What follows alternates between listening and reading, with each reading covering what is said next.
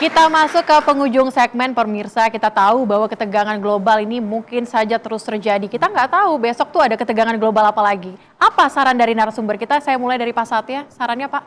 Ya, terima kasih. Saya menghargai sekali bahwa pemerintahan Pak Prabowo ini betul-betul memperhatikan dari segala macam aspek ya, karena beliau seorang jenderal dan mengetahui persis ya bagaimana positioning Indonesia di dalam kancah internasional. Khususnya di dalam permasalahan energi, Pak Bahlil selaku Menteri SDM juga betul-betul bisa menerjemahkan apa yang dikehendaki oleh Bapak Presiden, karena tampak sekali di sini bahwa beliau masalah energy security yang mengenai ketahanan energi itu menjadi prioritas.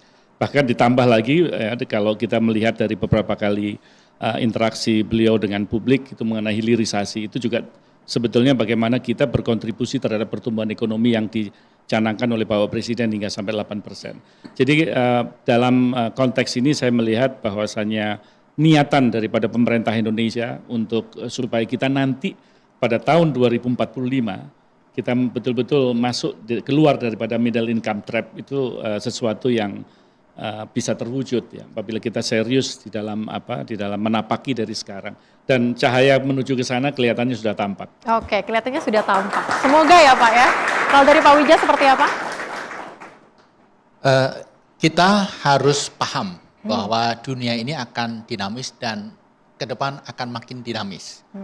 Yang perlu kita lakukan, yang perlu pemerintah lakukan adalah jangan kemudian dinamika yang terjadi di luar itu mengganggu fokus pemerintah, fokus kita untuk memperbaiki diri.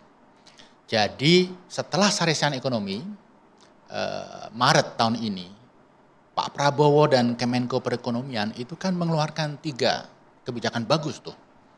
Pertama dibentuk Satgas Negosiasi Dagang dan Kerjasama Internasional. Yang kedua Satgas Deregulasi dan Investasi. Yang ketiga Satgas Perlindungan Tenaga Kerja. Ini 3 hal yang sangat bagus. Yang sayangnya sampai sekarang kita belum melihat realisasinya. Saya rasa dinamika global terjadi, itu satu hal yang lain, tapi perbaikan internal melalui 3 satgas yang sudah diinisiasi itu jangan sampai terganggu, harus terus gaspol. Oke, baik. Terima kasih Pak. Mbak Putri? Kalau saya sih kebijakan yang tadi Mas Fitra sebutkan efisiensi, sebenarnya kalau kita di DPR lebih senang melihatnya sebagai realokasi. Jadi refocusing dari anggaran-anggaran yang tadi Mas Fitra sampaikan ada ATK sampai 44 triliun kalau dijumlahkan di seluruh kementerian lembaga gitu. Jadi kita benar-benar memfokuskan anggaran kita untuk sesuatu yang benar-benar berdampak kepada masyarakat. Jadi less talk, less pembahasan di hotel dan lain-lainnya, walaupun ada dampaknya juga kepada industri perhotelan kita dan lebih banyak efeknya untuk ke masyarakat. Jadi kalau saya sih lebih sebagai anggota Komisi 11, Komisi Keuangan, saya ingin melihat ini di postur APBN 2026 yang akan datang. Jadi kementerian tidak lagi fokus pada sesuatu yang sifatnya hanya business as usual, tapi benar-benar fokus pada program-program yang bisa sampai ke masyarakat, mempersiapkan bonus demografi kita sebaik mungkin, menciptakan lapangan pekerjaan karena kita tahu itu sesuatu yang sangat dibutuhkan oleh generasi muda, dan yang paling penting sekarang adalah menurunkan ego sektoral dan tentu berkoordinasi dengan baik antar terutama kementerian yang berhubungan dengan keuangan kita, Kementerian Keuangan, Bank Indonesia, Otoritas Jasa Keuangan misalnya, dan LPS.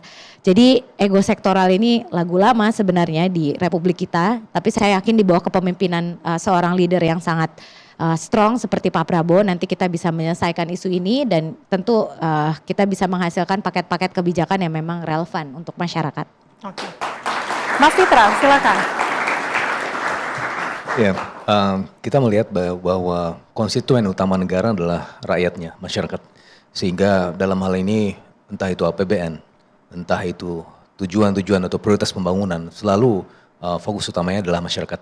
Sehingga dalam hal ini kalau kita lihat bagaimana pemerintah fokus ke sektor pertanian, itu bukan karena memang ingin pindah sektor, sebelumnya infrastruktur, kita sekarang ke sektor pertanian, bukan.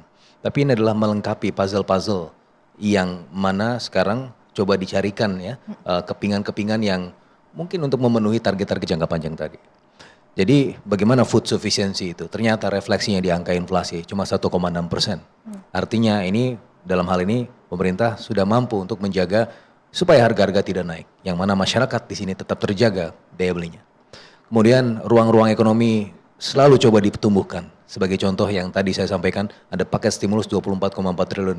Selain fokus kepada disposable income, tapi juga fokus misalnya ke sektor transportasi yang secara empiris memiliki kaitan dengan sektor pariwisata dan ekonomi kreatif, yang mana itu juga bisa memunculkan ruang-ruang ekonomi. Sehingga kalau kita melihat tautan kebijakan, baik itu dari sisi intervensi fiskal, kapasitas produktif, dan juga tujuan bernegara jangka menengah panjang, itu kita melihat bagaimana benang merahnya adalah semuanya untuk masyarakat. Semuanya untuk masyarakat. Baik, terima kasih para narasumber kita pada malam hari ini sudah hadir di Indonesia Business Forum. Yang menjadi kuncinya adalah meskipun dinamika global terus bergejolak, kita harus tetap secure di dalam negeri kita, di domestik kita sendiri. Terima kasih sudah menyaksikan Indonesia Business Forum. Terima kasih adik-adik mahasiswa yang hari ini sudah hadir di Indonesia Business Forum. Dan pemirsa, kita akan kembali lagi pekan depan dengan tema menarik lainnya. Saya Sally Alexandra, terima kasih. Sampai jumpa.